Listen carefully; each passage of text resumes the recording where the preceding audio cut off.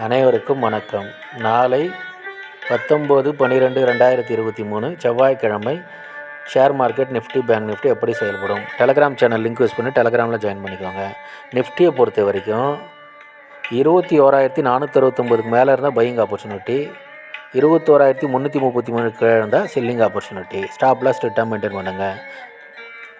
Bank நிஃப்டியை பொறுத்த வரைக்கும் 47,969க்கு மேலே இருந்தால் பையிங் ஆப்பர்ச்சுனிட்டி, 47,633 கீழே இருந்தால் செல்லிங் ஆப்பர்ச்சுனிட்டி. ஸ்டாப் லாஸ் ஸ்ட்ரிக்டாக மெயின்டைன் பண்ணுங்கள்.